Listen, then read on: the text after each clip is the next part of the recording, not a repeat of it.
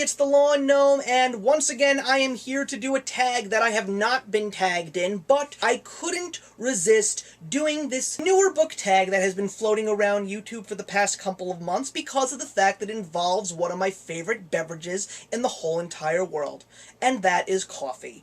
And as you can tell by the shirt that I'm wearing, you could probably take at least 3 guesses to figure out what my favorite brand is. Coffee is something that I absolutely love. People could call me a caffeine addict, but I don't truly drink it for the sake of getting a caffeine buzz. I love the smell, I love the taste, I prefer to try different kinds of coffee flavors and different kinds of roasts because it's sort of like drinking wine or drinking beer or even drinking tea. Coffee is definitely one of those very special culinary crafts. So why not put my hat into the ring and do the coffee tag. Now, this was originally done as a book tag, but I am going to do this as a film tag, and I am going to definitely tag a couple of people at the end of this, so I'm really excited because of the fact that I am also adding 2 questions. So let's get started with the coffee film tag. The first one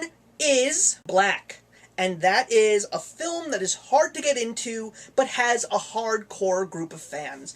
That would have to be Dune. I did not enjoy this book. I couldn't even finish it. I couldn't even sit through the movie without throwing up in my mouth. But there are so many people that absolutely love Dune, and love everything that is incorporated with Dune. I don't get it. Like black coffee, it's not something that I appreciate the taste of. I prefer mine to be a little bit sweet and never bitter, along with milk, but I just don't understand the deal about Dune. I don't care if Sting or Patrick Stewart is in the film. I don't care that there was a television film series that came out after that. I just don't get the deal with Dune. The next coffee flavor is Peppermint Mocha. Name a film that gets more popular around the holiday time of year. Home Alone!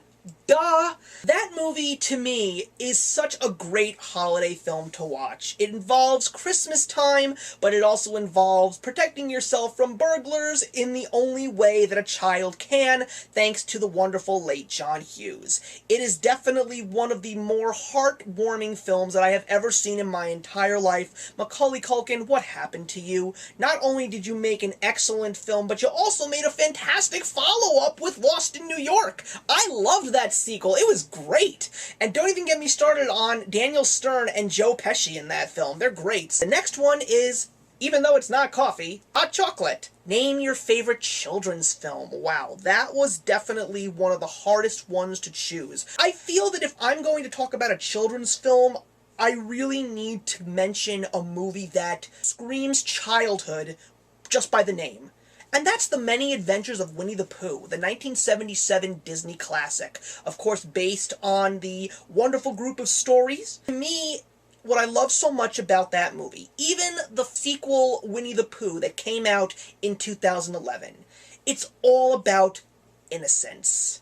Now, who knows if the Peanuts movie will actually take that top spot, but you can't get more child-oriented with Winnie the Pooh, Tigger, Kangaroo, Christopher Robin, Piglet, Owl. Such great, child-friendly, innocent characters with a little bit of smart humor that adults can definitely enjoy as well. The next coffee is Double Shot of Espresso. I did that once in my life, and I swear to God, Mars is lovely at this time of year. Name a film that kept you on the edge of your seat from beginning to end. That's a movie that not that many people know about. It came out in the early 2000s. It was called 13 Days. It was a Kevin Costner movie. I'm not the biggest fan of his, but this was an excellent movie, and it was all about the advisor of President Kennedy helping him handle the Cuban Missile Crisis. It had one of the best portrayals of John F. Kennedy, played by the great Bruce Greenwood. And what I loved so much about 13 Days was the fact that there were no big explosions, there were no great special effects. This was all about men in politics dealing with an event event in American history that could have spelled disaster, and the dialogue that went through this whole process in avoiding the Cuban Missile Crisis was such a well-done film. I really appreciated it, and because of the fact that it came out in January of 2001, this movie never got the credit that it truly deserved, and I wished it would have been nominated for a couple of Oscars. The next coffee is Starbucks, even though I'm not the biggest fan, but if I have nothing else to go on, I will definitely stop at a Starbucks. Name a film that you see everywhere. That's a tough question, but I have to think really, really hard in regards to no matter where I go, in a populated area, I'm going to see something, or at least some kind of a reference to this movie. I haven't seen it yet, but I will be seeing it in October, and that's the Rocky Horror Picture Show. When you see those bright red ghoulish lips on a black background, you know exactly what that is referencing, even if you have never seen that movie, and you know the time warp to some degree. And you love that song. I know you do! The next one is Hipster Coffee Shop, and I definitely enjoy going to one of those every now and again. And that is give an indie film a shout out. Well, even though it's so mainstream, it still is an indie when you think about it, especially when you take a look at the production company, but that is the Mark Webb-directed film 500 Days of Summer. I love that movie to death. Joseph Gordon-Levitt and Zooey Deschanel, even Clark Gregg in that movie is so much fun, and it's so heartwarming. It's got some of the best concepts to telling a love story in this movie. I love it. I love it so much. It's a movie that I'm still trying to get my fiance to watch. I don't know what is pulling her away from it, but she just doesn't want to see it, and I don't understand why. Because I know that the minute she watches that movie, when it's finished, she's gonna love it just as much as I do, and most of the people on YouTube out there enjoy it as well. The next one is Oops, I Accidentally Got Decaf. I just want to say this right now. There's nothing wrong with decaf. That's what sets apart the caffeine junkies from the coffee drinkers. Because as long as you appreciate the taste of the decaf beverage you're drinking is just as good as a caffeinated version, you're okay. And that is, name a film you expected more from. That would be Citizen Kane, directed and starring Orson Welles. The American Film Institute called this the greatest film of all time. Luckily, I had to watch it for a film class, in class, so I did have to watch it from beginning to end. What in God's name happened there? That is not the best movie that I've ever seen, nor will it ever be. I believe that movies like Gone with the Wind, 12 Angry Men, heck, even The Godfather are better movies than Citizen Kane. I don't know what makes this movie the greatest film of all time, so please put your comments in the box below, and we can have a discussion on this, but that movie failed me. It may not have failed everybody, because apparently it still is known as the greatest movie of all time, but it failed me. The next beverage is The Perfect Blend, a film that was bitter and sweet and still left you satisfied at the end. A lot of people will probably say bad things in the comments about this one, but I'm gonna go with the Brett Ratner-directed X-Men: The Last Stand. Yes, the movie has its faults. Its biggest fault was incorporating way too many X-Men stories into one film. But I still had fun with the movie. I loved Vinnie Jones as the Juggernaut. I thought that choosing Kelsey Grammer to play Beast was amazing casting. He was so good in that movie.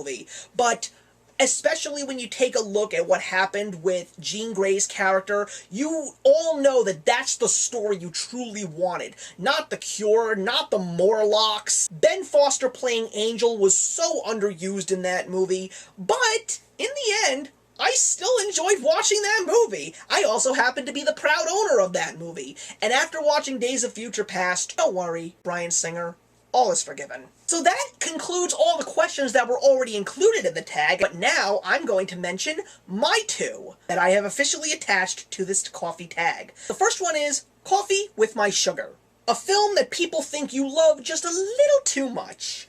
and that will be Scott Pilgrim vs. the World. I know that there are a lot of people that do enjoy this movie, but oh my god, as an Edgar Wright fan, when I saw the trailer for this movie, I had to make sure that I saw this movie. I saw it 3 times in theaters, I couldn't stop raving about it. Heck, I actually read the graphic novels before the movie even hit theaters, just so I knew exactly what I was getting into. Loved the novels, loved the movie, loved the video game on Xbox, and I still rant and rave about this movie to no extent. And the last question, which again is one that I have added, friends don't let friends drink Starbucks. Name a film that you practically force others to avoid. That would be movie 43. I did the job for you. I actually went out and saw that movie. There's even a review for it on my YouTube channel. There will be a link provided below. But oh my god, that is one steaming pile of dog poop.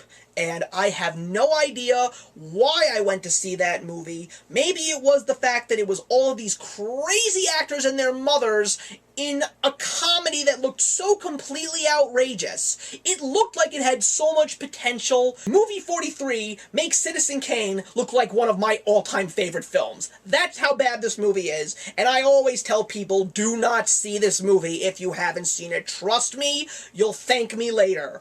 So that's it, everybody. That is the coffee film tag, and I'm hoping that all of you enjoyed it, but now it is time to tag some people. Now, when I tag you, you guys are more than welcome to make it your own.